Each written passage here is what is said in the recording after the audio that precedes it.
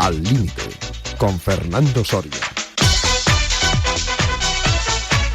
¿Qué tal, amigas y amigos oyentes de Al Límite en Radio Marca? Espero que bien, que estén disfrutando de vacaciones, o si las han disfrutado ya, que hayan sido placenteras, que hayan servido para recargar pilas, como se suele decir, y que se preparen ahora para escuchar la tertulia Al Límite, y digo bien lo de tertulia porque esta semana doble programa o programa único, programa de sábado, redifusión de domingo y tema monográfico, el papel, la importancia de la psicología en el mundo del deporte. Y para ello tenemos en la parte técnica de nuevo esta semana al grandísimo Benedicto Obián. Y aquí en el estudio a otro grande, hombre, más bajito que Benedicto, pero grande del deporte, grande de la psicología, que no es otro que Chema Buceta.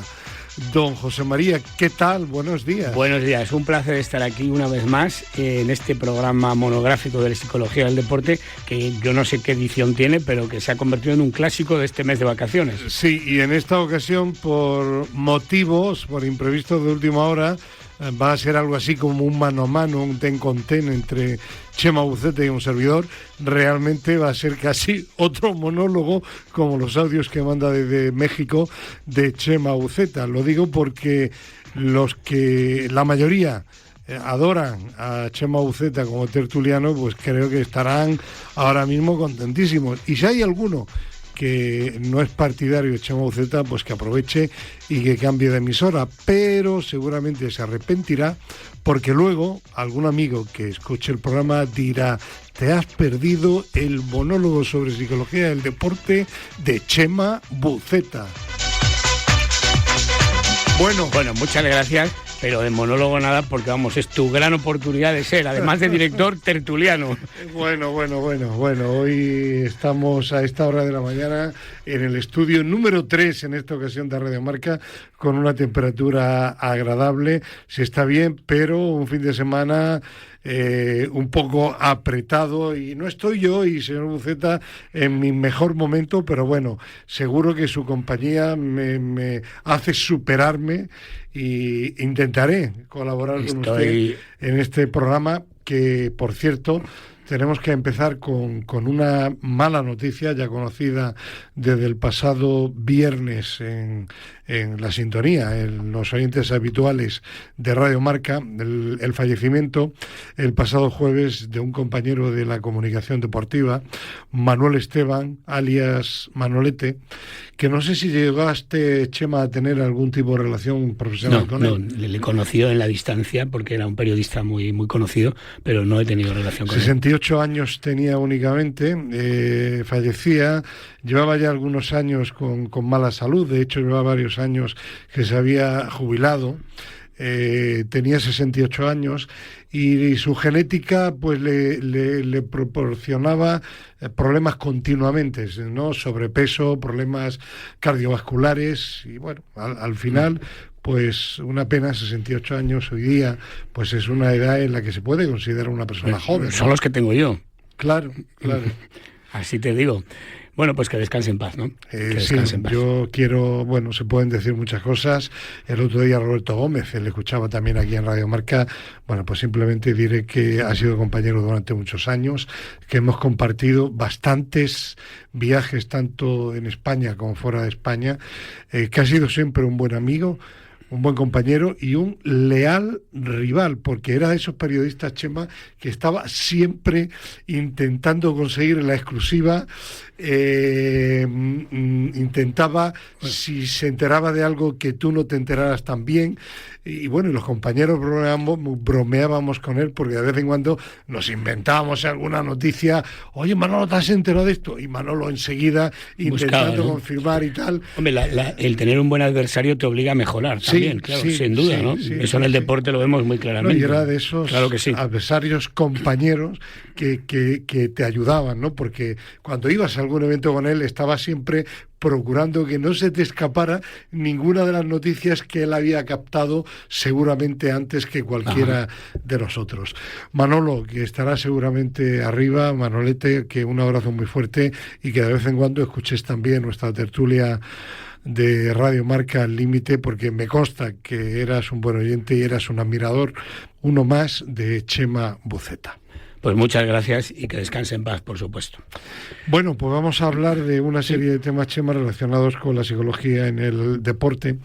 Y si te parece, pues podemos comenzar con un tema de ese temario que has preparado tú, lógicamente, que está relacionado con las declaraciones del gran maestro de ajedrez Gata Kamsky, una frase textual: mi padre construyó una cárcel para mí. Una frase, entiendo, Chema, que está muy relacionada con ese tema tan repetitivo en tu temario habitual sobre la presión de los padres con los hijos que practican deporte. Hay algunos que llegan a la élite gracias al padre, pero yo diría que hay muchos más que no llegan y en parte gracias al padre, ¿no? Bueno, este es un tema controvertido porque en esta misma entrevista este gran maestro por un lado, pues se queja de la infancia que ha tenido por la presión de su padre, porque realmente su padre pues ha sido pues una persona que le ha llevado sí o sí con mucha disciplina y tal. Por un lado se queja, pero por otro lado reconoce que no habría llegado a ser lo que es si su padre no hubiera hecho eso. Y esto yo creo que es el gran tema, es decir, encontrar la dosis apropiada es lo que es más difícil para un padre o para una madre. Es decir, por un lado, si los padres simplemente se limitan a ser espectadores, que simplemente son choferes y patrocinadores, y dejan al niño ahí a ver, bueno, pues en manos de los entrenadores, sin más, sobre todo en determinados deportes, es muy difícil que lleguen. Porque en un momento dado, pues bueno, pues el deporte, vale, es una actividad física, educativa, que está ahí y tal, pero de ahí a llegar a ser un gran campeón, pues hay que dar un salto muy importante. Claro, hay algo importante que estás diciendo ahora, Chema, que la figura del padre no tiene por qué ser absolutamente marginal, que puede ser también una postura intervencionista, pero siendo consciente de en qué puedes intervenir en la educación deportiva de tu hijo y dónde está el límite, dónde está la frontera, ¿no? Claro, ahí está el tema. Para ser un gran campeón, un deportista de élite, de gran campeón, tienes que renunciar a muchas cosas. Y realmente si en tu familia no te empujan de alguna manera a que renuncies a eso, a que mantengas una disciplina, te ayudan a superar los momentos difíciles, la frustración que puedes tener cuando pierdes, de alguna manera te obligan, entre comillas, sí, te obligan a mantener el compromiso que has adquirido para poder dar un salto, para poder superar a los demás, etcétera. Es muy difícil que puedas llegar. Y de hecho, me gustaría precisamente hacer un estudio sobre deportistas de élite cuyos padres han sido clave para poder llegar ahí. Y seguramente, sin haberlo hecho, entiendo que un gran número de deportistas declararían que gracias a sus padres, a lo que a lo mejor no entendían cuando eran niños, pues han podido llegar. Es verdad que eso tiene un precio. Y esto es lo que se demuestra en esta entrevista, esa contradicción, ese precio que ha pagado. Que dice, bueno, me gustaría haber sido otro tipo de niño, sí, pero también me gusta ser el gran campeón que soy. Chema, ¿cómo se detecta ese límite? Bueno, evidentemente, tú como padre tienes que observar si realmente tu hijo tiene una cierta inclinación hacia donde le intentas conducir o asesorar para que vaya. Claro, si no le gusta nada el deporte, pues es ridículo que le obligues a hacer deporte. Si realmente ves que es un chico pues que no tiene el talento, que a lo mejor vale, sí va, pero resulta pues que no tiene la habilidad, que no mejora.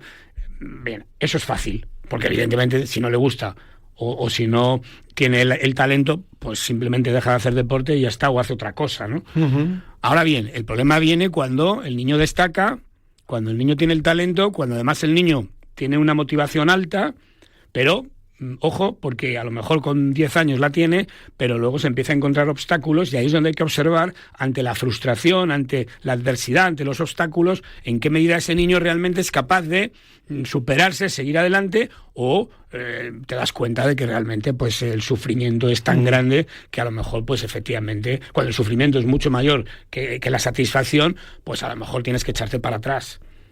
Pero es difícil detectar esto.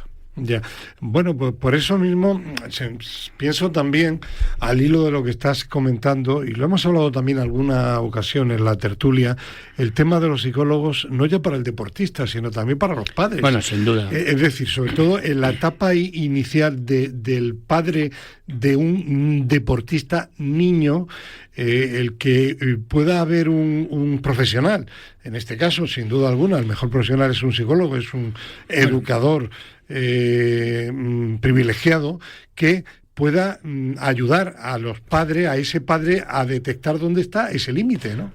Bueno, sin duda el psicólogo tiene aquí un papel bastante importante, pero también las organizaciones, los clubes, las federaciones, las instituciones, en definitiva, porque tienen que proporcionar ese apoyo. Claro. Y sobre todo también tienen que ayudar a los padres a entender cuál puede ser el camino de sus hijos. Ahí es donde está la clave. Porque fíjate que esto que estamos hablando pasa sobre todo en deportes donde no hay un entrenador que guía a lo mejor siempre. Es decir, muchos deportes individuales donde incluso el padre tiene que buscar al entrenador. Si no le gusta ese entrenador, busca a otro. O sea, que realmente en ausencia de ese padre, a lo mejor el niño pues sí, va a una escuela, pero es una escuela que a lo mejor se le queda pequeña y a partir de ahí pues no pasa nada, no avanza, no tal, y llega un momento en que se acabó el proyecto, ¿no? Entonces el padre en deportes como el tenis, como pues eso, el ajedrez en este caso, deportes del patinaje, es decir, hay deportes donde realmente el padre tiene que tener un papel, cuando digo el padre o la madre, los padres, ¿no? Sí, tienen que tener un papel activo, porque si no tienen un papel activo es fácil que el chico no pueda seguir avanzando. Claro. Y luego imagino, Chema, también que habrá que tener en cuenta que cada niño, cada niña no es igual que otro. Es decir, con algunos niños el padre, la madre puede intervenir de una forma, pero con otros tiene que hacerlo de otra muy diferente. Ahí es donde está el profesional o el club, la sociedad en la que está ese niño, la que tiene que detectar eso y tiene también que intentar ayudar. Bueno, de hecho, totalmente de acuerdo que ese es el papel que se puede tener ahí. Pero fíjate que esto no pasa solo en el deporte, es decir, ¿qué pasa con los músicos, por ejemplo? En todos, sí. Es decir, los músicos o las bailarinas de ballet, es decir, desde niñas tienen que estar sometidas a una disciplina muy grande. En el colegio. No todos los niños tienen la misma mentalidad ni la misma facilidad para aprender, para integrarse dentro del colegio. Sí, bueno, hay que entender las diferencias individuales, sin duda, y precisamente lo que tú dices, el psicólogo puede ayudar a los padres a entender esas diferencias en su hijo y sobre todo asesorarlos sobre cuándo tienen que, digamos, empujar, cuándo tienen que echarse para atrás, cómo mantienen ese equilibrio, porque claro, en definitiva, no se trata simplemente de haz esto en contra de la voluntad de su hijo. Tienen que tener siempre la habilidad de, bueno, pues apoyarlo, ver hasta qué punto se motiva, cómo le puedes ayudar en los momentos difíciles, en los que realmente tu hijo tiene que entender que si quieres realmente llegar a donde quiere llegar, si realmente tienes objetivo, tiene que renunciar a cosas. Tiene que renunciar a cosas. Entonces, bueno, pues ese es un tema en el que yo creo que los psicólogos, pues sí, podemos ayudar, pero tampoco creas que tenemos muy claro el camino, ¿no? Es decir, es un tema difícil en el que realmente tenemos que seguir avanzando. Y yo creo que la clave está en que haya cursos para padres, por ejemplo, en los clubes, en las federaciones, donde realmente pues el padre pueda hablar, expresar, dar su opinión, donde entienda que el niño tiene que seguir un camino propio, que no es que yo quiero vivir el deporte de mi hijo como si fuera yo, el protagonista es el niño, pero en un momento dado hay que tomar decisiones y hay que... Y si no se toman es muy difícil llegar. Habría, y ya no hablo solo de padres, sino también de educadores deportivos, entrenadores y responsables del club. Sería interesante también hacer una especie de test de mental a ese deportista que entra en una entidad para intentar detectar un poco su personalidad. La principal herramienta... ¿No crees que fuera útil? La principal herramienta que tiene el psicólogo es la observación. Y a partir de ahí, lógicamente, el conocimiento que tiene de lo que observa. El psicólogo tiene que valorar pues hasta qué punto ese niño realmente tiene la motivación alta, que está dispuesto a sacrificarse para llegar arriba, si realmente tiene el talento. Eso pues lo tiene que ver con los entrenadores. Hasta qué punto pues es un niño al que se le puede, digamos, empujar más, presionar más, porque de alguna manera si no tienes la obligación en el deporte de élite es muy difícil triunfar. Entonces, ¿hasta qué punto se le puede exigir, con respeto, teniendo en cuenta esas diferencias individuales, pero cuándo se le puede exigir? ¿Qué pasa cuando tiene una experiencia de fracaso? Porque ahí es donde muchos empiezan la cuesta abajo. Es decir, muchos no llegan porque han sido grandes deportistas en edades muy tempranas, pero cuando avanzan se empiezan a encontrar con mayor dificultad. Y ahí es donde realmente las expectativas que traen de años anteriores en los que todo les iba bien, ahora ya no les va tan bien, pues ahí empieza un poco la frustración, se empiezan a lesionar, etcétera. Bueno, pues ahí es donde el psicólogo tiene que valorar todos estos factores para ayudar a los padres. Antes decía que no lo tenemos muy claro. Bueno, no lo tenemos muy claro, que hay un camino único, a eso me refiero, ¿no? Pero evidentemente por aquí hay que ir. Ahora, es importante ir mostrando la adversidad poco a poco a los niños también, para ver cómo reaccionan. Yo creo que eso es muy importante. Entonces, si un chico hasta los 18 años no ha tenido ninguna situación adversa, es muy difícil poder valorar hasta qué punto hay que empujarle o no. Mira, ahora que hablas de todo esto, para que los oyentes vean un poco casos concretos, ¿no? El otro día veía yo, no sé si has tenido la oportunidad, como película no me aportó demasiado, pero sí un poco algunos aspectos que se contaban en la película. Se llama Petrovic, el Mozart del baloncesto. Drazen Petrovic, sí. Que estuvo solo un par de años, creo, en el Real Madrid. Sí, ¿no? estuvo 3, me parece, o 2 o 3, sí. Bueno, pues la película no es un documental, es ficción. Hay algunas imágenes que son reales, documentales de Petrovic, tanto en la Cibona como posteriormente en el Real Madrid, o en Estados Unidos, en la NBA. Y hay un momento en que él no le cuesta, como tú bien sabrás, le costó adaptarse. De hecho, de los Blazers se fue a los Nets porque no tenía oportunidades. Y hay un momento en que vuelve a su país, a Yugoslavia, en Navidades. Croacia. Sí, y estaban además en plena guerra de los Balcanes, y la madre, que fue la que le apoyó ante el padre, porque el bueno parecía que era el hermano, Alexander, ¿no? Petrovic, y sin embargo el pequeño al final destacó todavía más. Bueno, pues la madre, que lo conoce perfectamente, le dice: hijo, ¿a qué has venido? No, ya, estando ya en la NBA.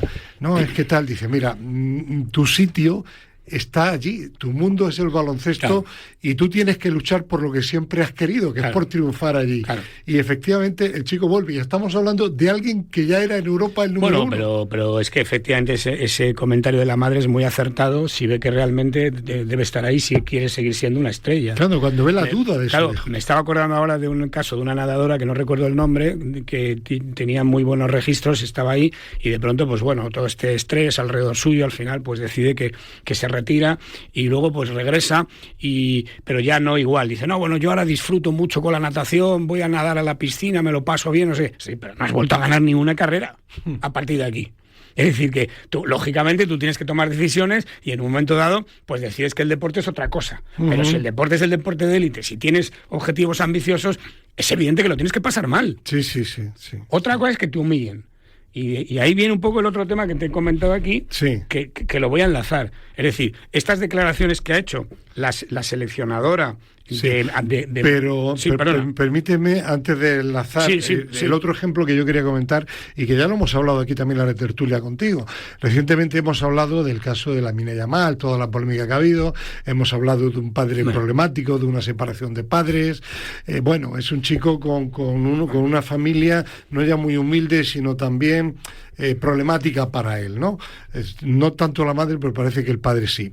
Y hablábamos, recordarás, Chema, del caso del contraste con Messi, que sus padres se vinieron de Argentina para estar con su hijo. Messi, hasta que se casó y decidió que se iba a casa de los padres, durante muchos años estuvo en Barcelona con los padres. Y sí que es cierto que no recuerdo ninguna polémica producto de una mala educación, sino todo lo contrario, vale, ¿no? Bien, pero de acuerdo, estoy de acuerdo contigo. Pero vamos, aquí yo creo que hablamos de otra cosa, no hablamos de un chaval que gana millones, hablamos de deportistas que desde los 8 años están sometidos a una disciplina. Messi cuando vino, no era todavía... Vale, pero... Olvídate del fútbol, que aquí no hablamos de fútbol en esta tertulia hoy. Vale. Olvídate del fútbol. Esto es otra historia. Bueno, pero es un ejemplo también, ¿no? El tema de yo te estoy hablando de un chaval de 8 años que tiene que estar 8 horas jugando al ajedrez, que está solo, que no tiene un equipo alrededor, que su padre le exige, que cuando está cansado le dice tienes que seguir. El padre le echa broncas y tal. Y al final acaba siendo un gran maestro. ¿Por qué es un gran maestro? Porque el padre le ha presionado. Si no, no habría llegado. Yo simplemente quería reflejar la influencia positiva o negativa del padre. Dejemos a la pero vamos en esta tertulia, vamos favor. Al punto 2 y vamos a unir lo anterior con el caso que ahora vamos a referirnos. No, te decía el caso, el punto 2 es que ha habido unas declaraciones de Andrea Fuentes, que es la nueva seleccionadora de natación sincronizada de España, que ha tenido un exitazo increíble en el último mundial, con medallas en varias categorías. Y bueno, pues ha hecho unas declaraciones en las que se ve que tiene un estilo de trabajo muy diferente al que tenía Ana Tarrés cuando, con mucho acierto, la Federación de Natación no la renovó el contrato después de Barcelona 92, porque tenía quejas de hasta 18 nadadoras quejándose de las humillaciones que sufrían. Entonces, lo que plantea Andrea es que hay que exigir mucho, pero con respeto. Y creo que este es el punto clave. Y esto lo podemos también un poco... Has puesto en el guión una frase que lo dice todo. Exigencia, pero no humillación. Eso es. Bueno, es la frase que ha dicho ella y realmente me parece que es clave. Y esto, incluso con lo anterior, es igual. Exigencia por parte de ¿quién? De los padres, de los entrenadores, de las organizaciones, pero no humillación. Y no humillación, en el caso de los padres, significa también escuchar, ver un poco las necesidades de tu hijo, si realmente quiere ir por ahí o no. Pero en un momento dado, una vez que estás metido ahí, pues hay que exigirte. Hay que exigirte. Sé más gráfico, recuerda. Recuerdo que Ana Tarrés decía que es que si no se funcionaba como ella funcionaba, no se podía ganar a China y a Rusia. Y ahora resulta que sí se puede. Ponga algún ejemplo, ¿dónde está la frontera entre la exigencia extrema y la humillación? Hombre, la exigencia está en los objetivos que planteas, está en que en los momentos difíciles de adversidad sigas exigiendo ese objetivo para que las nadadoras, en este caso, o los deportistas, pues avancen. Esos momentos, digamos, en los que ella misma lo comenta, en los que puede haber una cierta relajación porque se ha conseguido un éxito, queremos más. Es decir, el deporte de élite realmente no te puedes conformar con lo que has hecho. Ahí es donde está la exigencia. Vale, hemos ganado, pero es que tenemos que seguir. Ahora tenemos que preparar ya los Juegos Olímpicos, plantea ella. Entonces hay que seguir, ¿no? Es decir, no dejar que los deportistas estén en la zona de confort mucho tiempo. Ahora, que no haya humillación, pues evidentemente no hay que insultar, no hay que poner a los deportistas en situaciones de conflicto interno, de insultarlos, tú no vales para nada, tú eres una mierda, no sé, perdón por la expresión, castigos que no vienen al caso, es decir... sí, porque claro, a estos niveles hay castigos. Bueno, en el caso que comenté de Ana Tarrés es que las deportistas se quejaban de eso, ¿no? Castigos tremendos. Entonces, bueno, pues ahí es donde está el límite. Entonces puede haber un entrenador que realmente es exigente, que no deja que el deportista se conforme, que ese es el problema, el acomodamiento, el conformismo, son los grandes enemigos del alto rendimiento. Después del éxito, muy bien, hay que descansar, hay que desconectar, pero hay que volver. Hay que volver otra vez, con un nuevo objetivo, con una nueva exigencia. Ante el fracaso, lo mismo, hay que levantarse, hay que seguir adelante. No hay que ser, bueno, pobrecita, no sé qué. No, vale, bien, muy bien, pero mañana volvemos otra vez al gimnasio a trabajar, ¿no? Y ese es el límite que tiene que entender el entrenador. Y luego es muy importante dar voz a los deportistas, porque al final este es otro elemento que yo creo que tiene que ver. No solo no hay que humillar, sino que hay que respetar. Es decir, respeto y no humillación, pero respeto. Y el respeto tiene que ver con conocer qué opina el deportista, qué visión tiene de lo que está haciendo, qué objetivos tiene, qué ambiciones tiene, qué está dispuesto a hacer, qué no está dispuesto a hacer. Hay que dar voz. Y ese es un tema que yo estoy persiguiendo mucho últimamente, el dar voz. dar voz a los deportistas. Chema, en deportes de equipo, donde tú tienes una gran experiencia en el deporte femenino, pero no exclusivamente en el femenino, hay entrenadores y entrenadoras que hablan mucho con los jugadores, que tienen siempre las puertas abiertas, y hay otros que pecan de lo contrario. El otro día leía, no recuerdo el nombre, un jugador que hablaba de su etapa con Xabi Alonso en Alemania. Decía que Xabi Alonso, que no era una persona que dialogaba, no lo sé, era lo que decía este jugador. Volvemos al fútbol, ¿no? Claro. No, pongo un ejemplo reciente que se ha leído en marca.com.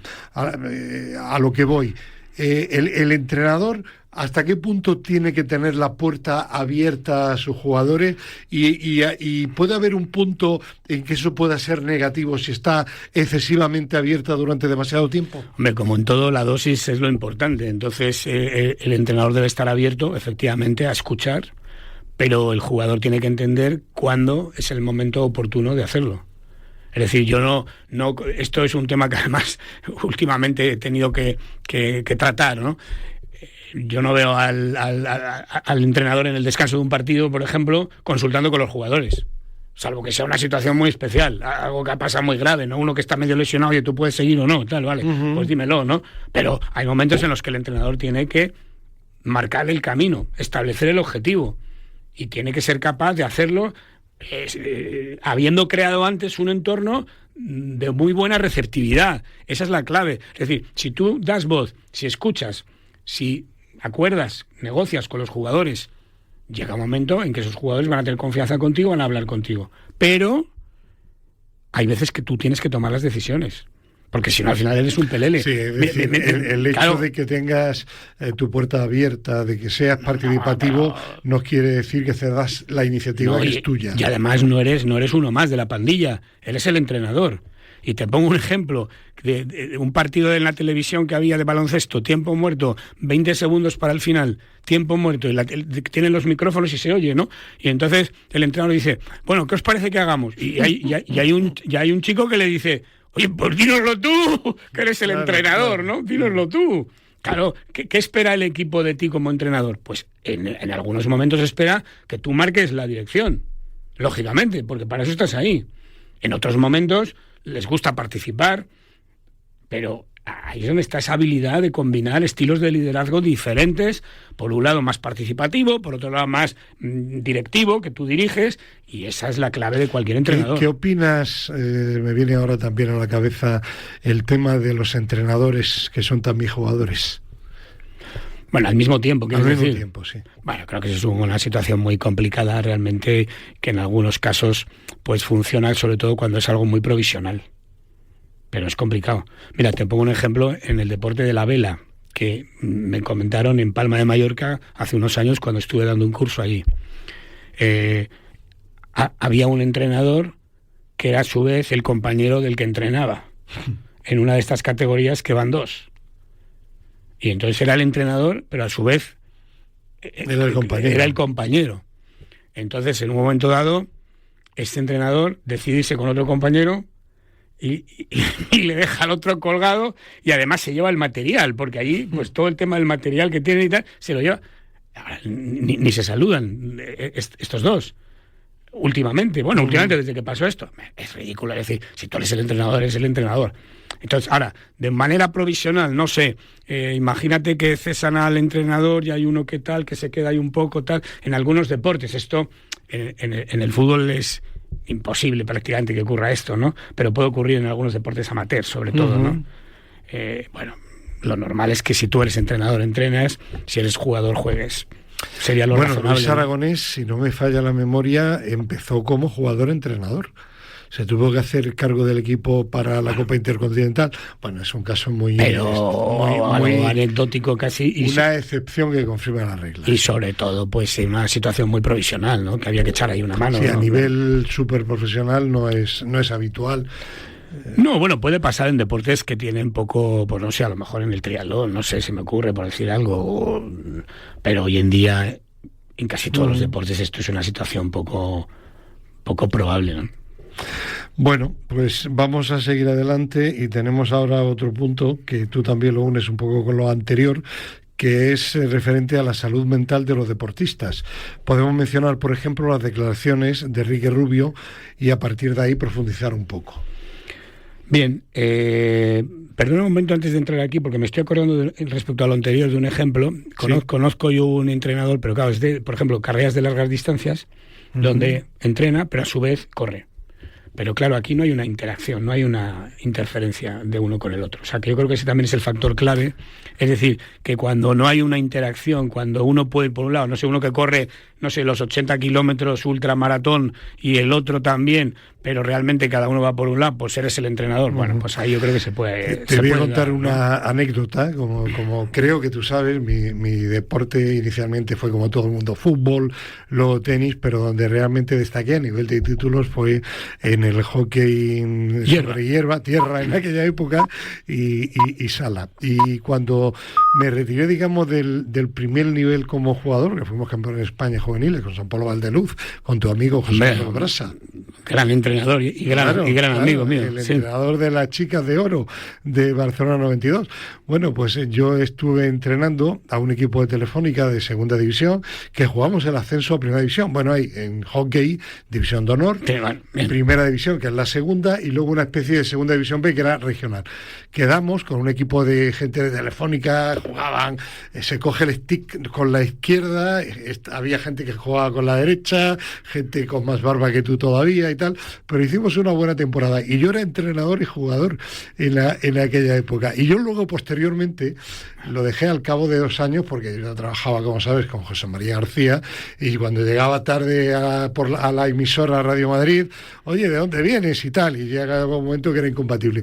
Yo luego me preguntaba, digo, habría chicos que dirían, oye, ¿y este por qué juega siempre de titular? Claro, porque eras el entrenador, evidentemente, claro. No me lo planteé en ese momento, pero luego sí, ¿no? Claro. Es decir, que ahora a nivel profesional es muy complicado. Por eso te digo, bueno, es una buena anécdota, efectivamente a ese nivel... Es para entretener un poco a esta hora. No, pero que es que a ese nivel seguramente sí nos encontramos con esa situación lo que más de una vez, ¿no? Lo que pasa es que yo era muy bueno y claro, nadie discutía nada. Evidentemente, ya me imagino. Sí. Oye, volviendo entonces al tema que has planteado... Rubio. Sí, no, pero bueno, no voy a entrar en Ricky Rubio en concreto, simplemente lo he puesto aquí un poco porque Ricky Rubio vuelve a traer este tema sobre la mesa, que ya hablamos de esto muchas veces, ¿no? Pero lo uno un poco con lo que hemos dicho antes, es decir, un chico al que su padre realmente le está empujando para que llegue arriba, unas nadadoras a las que hay que exigir muchísimo para poder ganar una medalla en un mundial. Bueno, esta es la vida del deportista de élite, tanto en su trayectoria desde que es muy pequeño hasta luego cuando está ahí arriba, ¿no? Que es el caso, por ejemplo, de Ricky Rubio. ¿Qué pasa? Que esta exigencia, estas expectativas, no poder estar en la zona de confort mucho tiempo, el estar exigiéndote a ti mismo o que te exijan continuo rendimiento, el buscar continuamente la excelencia, etcétera, el sacrificio, la renuncia, todo esto, hay que ayudar a los deportistas a que lo puedan manejar. Y aquí es donde empieza el tema de la salud mental. Es decir, conocemos los casos ya de deportistas que ya están mal, pero es que hay que intentar prevenir estos problemas. Entonces el deportista necesita una actividad compensatoria, que compense. Es decir, no se puede llegar a ganar una medalla si no se exige mucho. Ya. Pero a la persona, al deportista, al equipo al que se exige mucho, hay que ayudarle a que lo pueda tolerar. Y entonces aquí, por ejemplo, ¿qué importancia tienen hoy en día los espacios de desconexión mental? Por ejemplo. Es decir, ahora, cuando se hace una planificación, hay que tener en cuenta no solo el tema físico, sino también el tema mental. Los deportistas tienen que tener espacios en los que sean capaces de desconectar del todo, para luego volver. Fíjate que en México una frase que tenemos ahí es desconectar para conectar. Y esto lo tenemos incluso en una pared apuntado, ¿no? Y cuando yo planteé esta idea, que además en combinación con los jugadores, algunos pensaban un poco, no, desconectar, pero ¿cómo desconectar? No, hay que estar concentrado siempre. No. Para poder rendir al máximo, tú tienes que ser capaz de desconectar. Porque si no, aunque seas capaz de tolerar todo esto que he explicado antes, eso no quiere decir que no haya un proceso de desgaste. Claro. Entonces llega un momento en que la energía se te va yendo, ¿vale? Eres fuerte mentalmente, eres capaz de soportarlo, te enfrentas a la adversidad, pero te vas quedando sin fuerzas y llega un momento en que te quedas sin nada y ahí es donde vienen los problemas serios que este deportista, claro, Ricky Rubio en concreto comenta, pero que otros no lo comentan, pero que hay muchos casos pues de al hilo de lo que comentas ahora, yo he añadido un sexto tema, pero está muy relacionado con lo que has comentado de desconectar para conectar. El otro día Djokovic, y era un tema que íbamos a comentar en una de las últimas tertulias, pero al final, como estuvimos hablando quizá demasiado de fútbol, claro, ese es el problema, te quejaste, no hubo tiempo. Bueno, pues Djokovic dijo recientemente lo siguiente sobre redes sociales. Lo primero que me viene a la mente es que las redes sociales están muy presentes y determinan en gran medida el estado de ánimo y el ritmo diario de un atleta, especialmente de los jóvenes, pero también de los veteranos.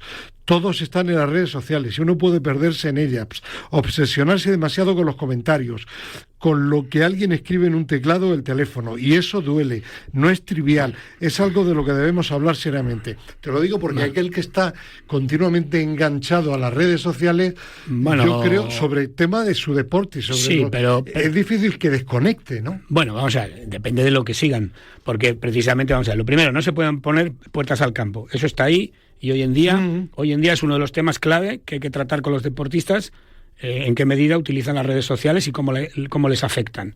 Pero también puede ser que tú a través de las redes sociales entres en temas que no tienen que ver contigo, con lo cual también te puede ayudar a desconectar.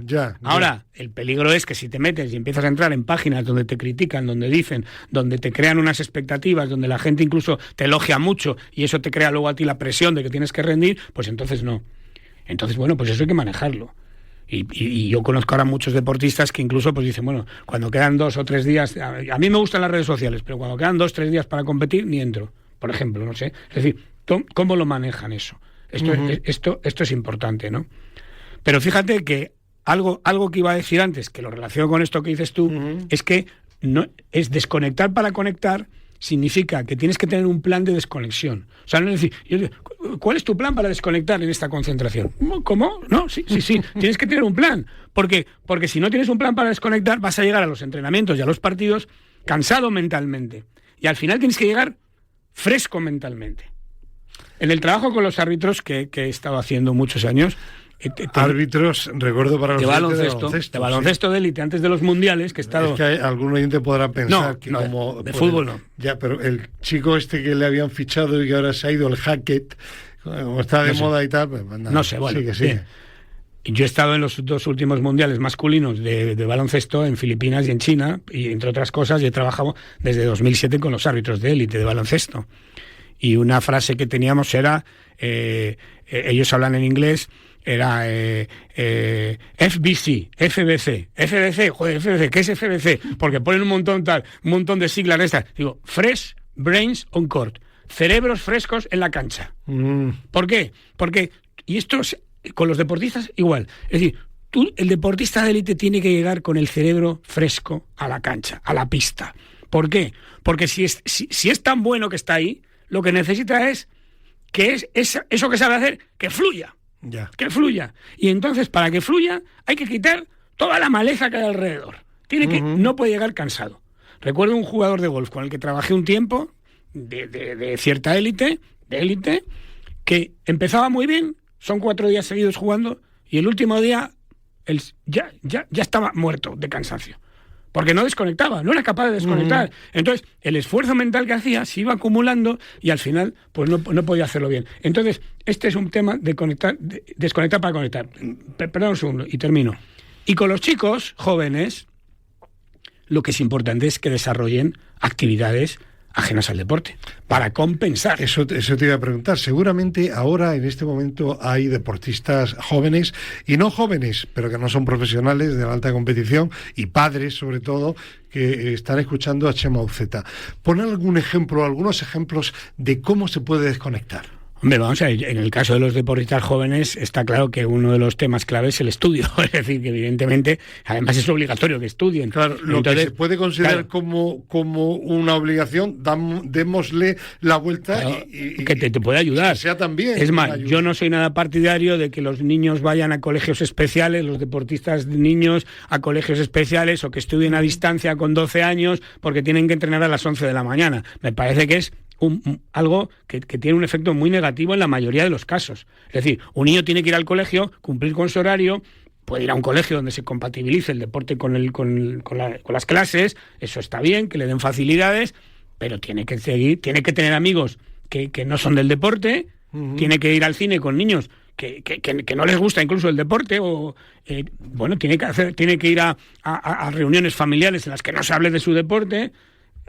Tiene que poder hablar con sus padres de otras cosas que no sean el deporte, es decir, compensar. Fíjate que ahora, por ejemplo... Es decir, perdona, que no eres partidario de clubes de cualquier deporte que tienen unas especies de ciudades deportivas que traen a niños desde pequeños y que contraten a profesores para que vayan a ese centro a darles clases. No, eso... Quizá el ejemplo, yo recuerdo ahora, que está súper de moda, Doncic y jugadores del Real Madrid de fútbol y de baloncesto iban al colegio San Estanislao de Kostka y iban con otros niños. Bueno, yo creo que eso es muy bueno. Es un ejemplo. Estamos hablando de Doncic. Es muy bueno. Es muy bueno que tengan amigos y que hagan cosas que no sean deportivas. Está claro. Es verdad que tienen que dedicarse mucho al deporte, pero precisamente hay que compensar. En este caso, más que desconectar, bueno, es una forma de desconectar el compensar. Yo le conocí precisamente en un evento de la Universidad Camilo José Cela, que los propietarios son los mismos de Stanislao, y era una figura emergente del Real Madrid. Estaba allí Emilio Butragueño acompañándole. Yo intenté entrevistarle para Telemadrid y me dijeron que no. Tenía 16 años, dijeron que no hacía declaraciones para nadie, ¿no? Bueno, pero como ellos le iban guiando, ¿no? Pero me parece muy bien, efectivamente, el que le hayan protegido de esta manera, ¿no? Me parece muy bien, ¿no? Y luego, fíjate que ahora, por ejemplo, cuando ya han salido del colegio, de la edad escolar, pues el que puedan seguir estudiando. Hoy no está aquí Gerardo con nosotros, pero en el atletismo, ahora mismo, él lo ha comentado algunas veces en la tertulia, como hay muchos de los deportistas de élite españoles hoy en día que estudian carreras universitarias. Ya. Y creo que eso es una cosa muy buena. La verdad, un poco por desconectar. Hablas de Emilio Butragueño, pues mira, me contó a mí una anécdota, Emilio, que cuando él era jugador, que era estudiante, pues un día iba en el avión estudiando y el entrenador de turno, que no me dijo quién era en aquel momento, el que fuera, pues pasó... Leo en Jaque, no, posible. No sé quién era, pero el caso es que iba por el pasillo tal y le vio estudiando y le dijo, chaval, ¿tú qué haces? Concéntrate, que jugamos la Copa de Europa mañana, ¿no? Bueno, los compañeros, sobre todo Juanito, se quejaban, oye, buitre, joder, deja de estudiar y vente a jugar a las cartas con nosotros, ¿no? Bueno, él desconectaba así. Bueno, yo creo que eso es muy importante. Y Chema Uceta, cuando está en la faceta de entrenador, por ejemplo, ahora en México, o estabas con la selección española... En México no estoy como entrenador. Bueno, psicólogo, estás trabajando profesionalmente, ¿no? Con la selección femenina de México de fútbol, y cuando estabas con la de Gran Bretaña de baloncesto femenino, la de España, aparte de la tertulia al límite, evidentemente, ¿tú cómo desconectas? Cuando estás en plena concentración. Pues es difícil desconectar en una concentración en la posición en la que estás, sobre todo cuando eres entrenador. Porque siempre tienes la responsabilidad del día a día, de lo que hay que hacer, anticiparte a los problemas, etcétera. Pero tienes que encontrar el camino. Entonces puedes leer, por ejemplo, a mí me gusta leer cosas, no mucho tiempo, pero a lo mejor basta con leer media hora, algo que no tenga que ver con el deporte, atender otros asuntos que puedas atender en media hora, si puedes. Mandar un audio, un monólogo para la tertulia. Por ejemplo, para la tertulia, pero es verdad que hay momentos ahí en los que es muy difícil desconectar. Tienes que desconectar después. Es decir, la ventaja de trabajar con una selección es que no estás todo el tiempo ahí. En un club es distinto. En un club tienes que encontrar más espacios. En una concentración de una selección de 10 días, o incluso el año pasado que estuve en la Copa América con la selección masculina de México, que estás un mes o más, pues bueno, pues puedes permitirte, digamos, estar ahí todo el tiempo volcado, porque luego vas a tener otro, o sea, has podido descansar antes y vas a poder descansar después, pero aún así son concentraciones muy largas en las que tienes que encontrar un espacio para ti. Entonces, bueno, pues eso, donde puedes leer media hora, donde puedes ver las noticias que hay. Yo nunca me desconecto de las noticias de España, aunque esté fuera, aunque sea 15 minutos, veo los titulares de los periódicos digitales, me interesa ver cómo va la política, cómo van las cosas. Bueno, pues, pero un poco también por disciplina personal de no obsesionarte, porque cuanto mejor estás, vuelvo a lo del cerebro fresco, mejor vas a hacer tu trabajo. Yeah. Chema, ahora llevo tiempo que no viajo con equipos profesionales, pero bueno, hubo una etapa que estuve en varios mundiales de fútbol, Eurocopas, Juegos Olímpicos, etcétera, etcétera. Y yo recuerdo que el problema, y una vez he hablado de Luis Suárez, cuando en Italia 90 fue seleccionador nacional, que la gente cambia por completo después de una concentración larga de un mes o un mes y pico, porque llega un momento, aunque tengas partidos de como en la NBA o aquí en la Liga Española, los equipos de élite, cada 3 días, un par de partidos a la semana, pero estás un tiempo en tu casa, en tu domicilio, aunque sea solo 2 días a la semana, y vas cambiando de ambiente. Pero en una concentración, al final, es un mes y pico, siempre con la misma gente, sí, siempre con lo mismo, y yo recuerdo que la gente tenía un problema tremendo y que Luis Suárez cambió su forma de ser por completo. En una persona que era extrovertida se hizo introvertido y al final España terminó como terminó. Bueno. A lo que voy, ¿se ha avanzado ya a nivel de psicólogos, de entrenadores, en buscar soluciones para evitar ese hastío mental que siempre los jugadores están pensando en lo mismo? Hombre, yo por suerte, en esta etapa que estoy en México, por ejemplo, bueno, y cuando era entrenador, claro, cuando eres entrenador tú marcas la directriz, ¿no? Pero como psicólogo realmente lo que haces es asesorar, sugerir. Uh-huh. Pero realmente me he encontrado con entrenadores muy receptivos y entonces, pues yo siempre les planteo cuándo vas a descansar tú, ¿no? ¿Cómo vas a desconectar tú? Para que lo piensen, ¿no? Bueno, es que tenemos el tal, tengo que preparar el entrenamiento. ¿Tú crees que podrías preparar el entrenamiento esta tarde y mañana que tenemos no sé qué, pues podemos ir a no sé, ellos a lo mejor que le gusta ir a un centro comercial, pues ¿qué te parece si vamos, no? Y yo voy también, ¿no? Al centro comercial, pero muchas veces simplemente por estar ahí con el entrenador, ¿no? Un poco, uh-huh. No hablamos de fútbol. Bueno, pues no sé, pues mira, para mi hijo quiero comprar no sé qué, pues qué bien. Ves un poco, la tarea del psicólogo también es estar ahí para promover esto, ¿no? Y cuando yo he sido entrenador, pues intento efectivamente, pues eso, de pronto, por ejemplo, a lo mejor un día, pues oye, el libre, que no hay que venir aquí a cenar, por ejemplo, porque eso te agota mucho. Yo incluso con Gran Bretaña tenía una norma de decir, oye, salvo el día del partido, la que no quiera venir a comer o a cenar, no pasa nada, que lo avise, porque uh-huh. Claro, la comida que nos preparan es especial para nosotros y no puede ser que de pronto aparezcan 3, claro. Pero no pasa nada. Oye, además ni me lo digáis a mí, simplemente se lo decís a la team manager del equipo, sí. ¿No? Y no pasa nada, ¿no? Uh-huh. Y entonces, pues el que tengan esa libertad de movimiento las jugadoras y los técnicos, pues es muy importante. Es que ha venido mi pareja, ¿qué tal? No sé qué tal, pues no pasa nada, pues no pasa absolutamente nada. Fíjate que en Estados Unidos, en la NBA, ni siquiera comen juntos los equipos. No, o sea, que realmente alguna vez, pero es un poco... Pero cuando viajan incluso, o sea, que te dicen que a lo mejor viajan a San Antonio y bueno, pues a tal hora en el autobús y ya está. Y por eso incidía yo anteriormente de que aunque haya unos calendarios muy apretados, la NBA sobre todo y tal, venía también la película de Petrovic, pero al final van cambiando de ambiente, están un tiempo familiarmente, pero cuando es una concentración larga, quiero recordar, corrígeme, de que una de las personas que se ha preocupado de eso y que buscaba jueguecitos y fórmulas es Luis Enrique, ¿no? Sí, pero bueno, pero yo creo que hay que... Luis Enrique, que ha estado en todos sitios. Luis Enrique tiene un psicólogo que ha sido alumno mío, Joaquín Valdés, que le ayuda mucho con esto. Y que está con él en París, ¿no? Pero sí, está con él en París, está con él en el Barcelona y en todas partes, en la selección y tal. Pero yo creo más en que, vamos a ver, la gente es adulta, cuando estás hablando de élite, la gente es adulta. Otra cosa es que estés con la selección sub-15, que entonces, por ejemplo, pues oye, vámonos todos al cine un día, en una concentración con la selección sub-15 o 16. Pero cuando estás hablando de las selecciones absolutas, lo que hay que hacer es dejarles tiempo libre a los jugadores para que se puedan mover. Entonces, no hay que estar todos comiendo a la misma hora, todos cenando a la misma hora, todos los días. Pues llega un momento que, como tú bien dices, eso es tremendo. Te desgasta muchísimo. Claro. Entonces, pues no pasa nada y ver el tiempo libre que tenemos en la concentración es importante. Mira, nosotros, por ejemplo, aquí en México tienen la la rutina de que 15 días antes de que empiece la concentración hay una reunión de todos los que participamos en la misma, ¿no? Entonces, bueno, previamente ya el seleccionador nos ha mandado un poco el plan que él tiene en principio, horarios y tal, ¿no?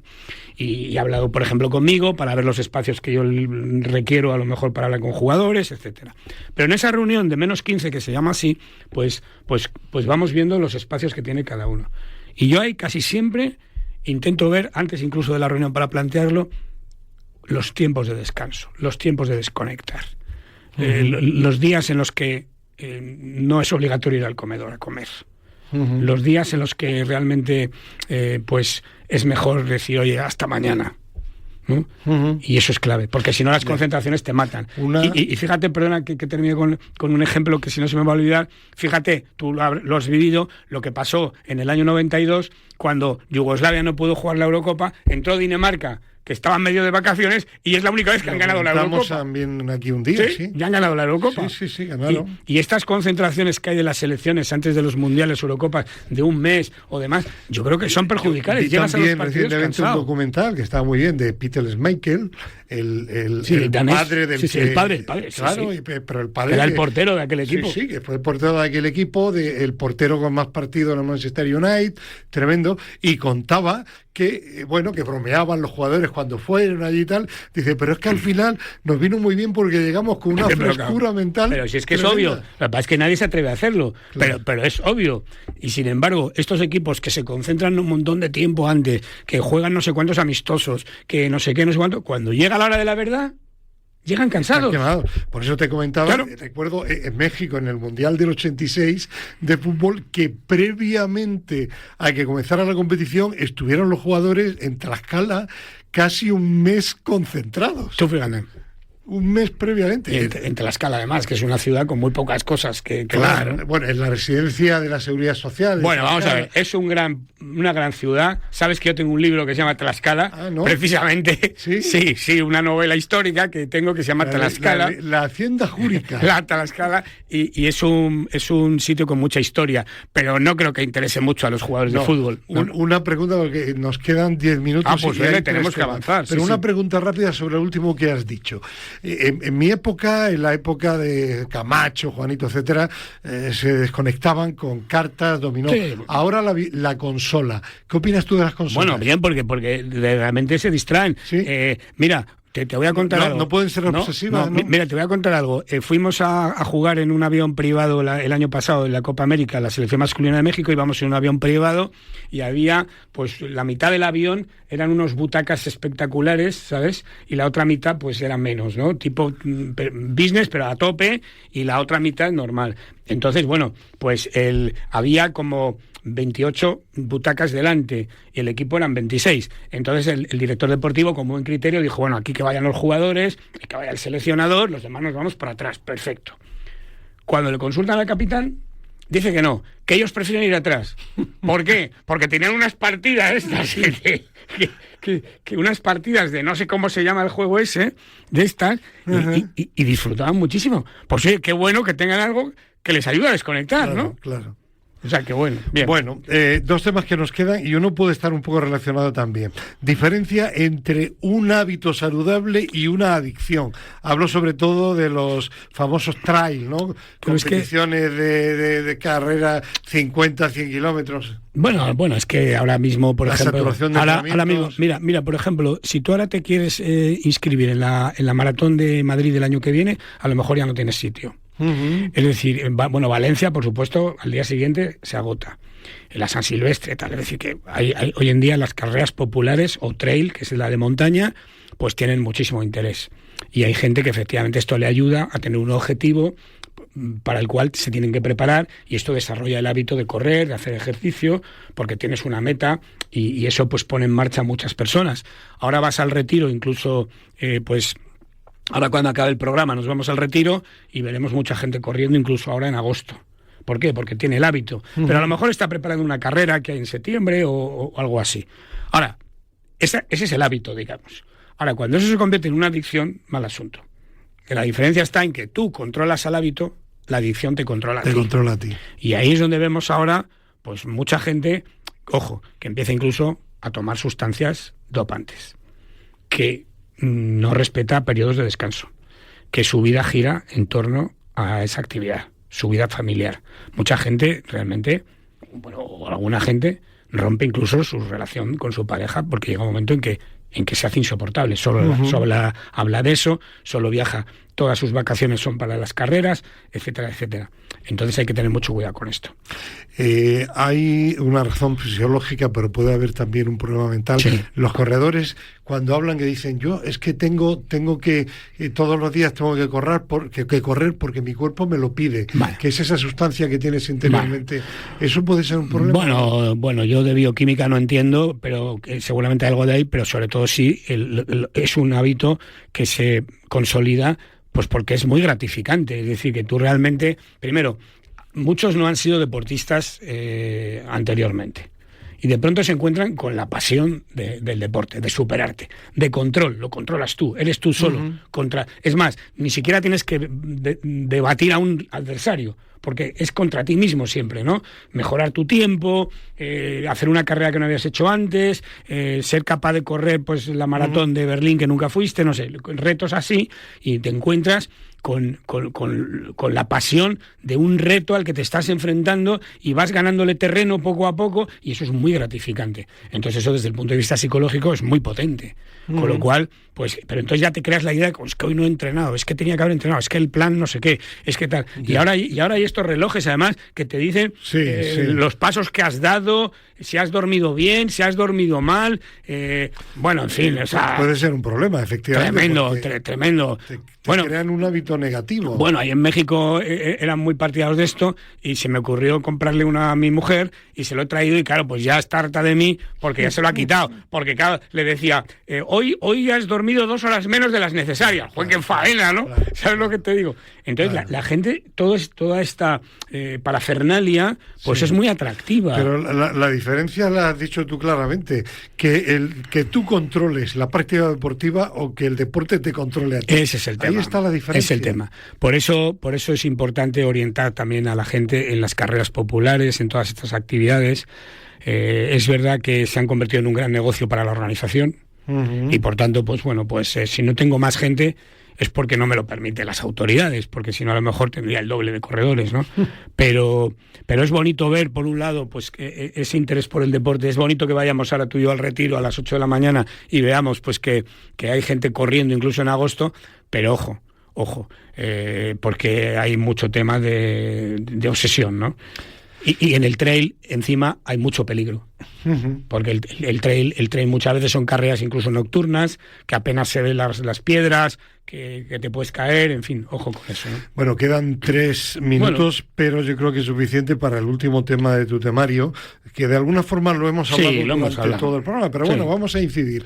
El rol del psicólogo del deporte como asesor de los entrenadores y de las personas que rodean al deportista. Bueno, hemos dicho ya mucho de esto realmente, ¿no? Es decir, que si tú te integras en un equipo técnico donde hay, pues están todos los que colaboran con los deportistas, tú como psicólogo, pues lógicamente tu trabajo está también en ayudarles, en asesorarles, en anticipar los problemas que pueda haber, en anticipar todo lo que puede tener un impacto en el funcionamiento mental de los deportistas, que es de lo que se trata. Es decir, también lógicamente tienes que trabajar con los deportistas, según los casos, más, menos y tal, ¿no? Pero el trabajo que tiene que hacer el psicólogo como observador de lo que pasa, como asesor de las personas que tienen influencia en los deportistas, es muy importante. Y de hecho hemos visto varios ejemplos aquí a lo largo de la conversación. De los entrenadores de élite, digo élite porque ahí es donde hay que estar todavía más pendiente de cada detalle del deportista. Esos entrenadores que dicen, bueno, el psicólogo soy yo. Bueno, esto es una vieja historia de entrenadores que se han formado de una determinada manera y bueno, pues no pasa nada. Pero hoy en día, afortunadamente, tú has citado antes a Luis Enrique, pues hay otra generación de entrenadores que ya tiene otra visión del tema. ¿Y hay psicólogos que se meten a veces donde no tienen que meterse? Pues, papel del entrenador. Pues sí, y sobre todo Sí. en deportes donde no los entrenadores no tienen tanto peso, donde incluso el deportista es casi el dueño, digamos, el jefe del entrenador, del otro, pues hay psicólogos que por desgracia se meten donde no se tienen que meter e intentan suplantar al entrenador, a veces porque no hay entrenador, a veces porque está lejos, a veces porque ven que el deportista no confía en el entrenador, pero sí en él como psicólogo, entonces pues aprovechas.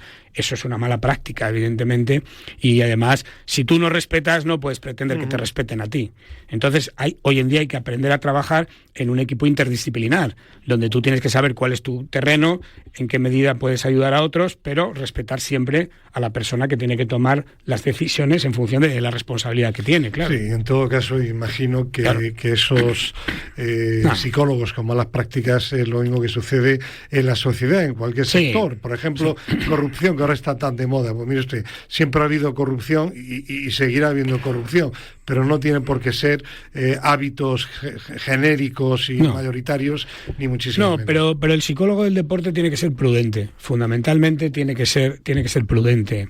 Menos es más, siempre menos es más en el deporte. Siempre quedarse como al 7,5, Sí. ¿no? Siempre Sí. quedarte para no pasarte. No, porque Es preferible, ¿no? bueno, porque en definitiva tú como psicólogo no eres un actor principal, eres un actor secundario. Entonces los actores principales son los que tienen que estar ahí y tú tienes que entender ese papel, ¿no? Por eso a mí no me gusta pues hablar de deportistas con los que trabajo o escribir incluso cosas que tienen que ver con lo que yo hago. Es decir, esa confidencialidad es clave para que puedan confiar en ti. Bueno, Chema, un placer, pero el tiempo no da para más. Simplemente, eso sí, para que saludes, como siempre. Bueno, pues nos estará viendo Rosa, que es psicóloga, y seguro que está, además me dijo que estaba esperando esta tertulia. Así que nada, Rosita, un beso muy grande. Muchas gracias por estar ahí y también un abrazo a José Beirán, que no ha podido venir, y por supuesto a Pepón. Y gracias también a Benedicto Obián. Hasta la semana que viene.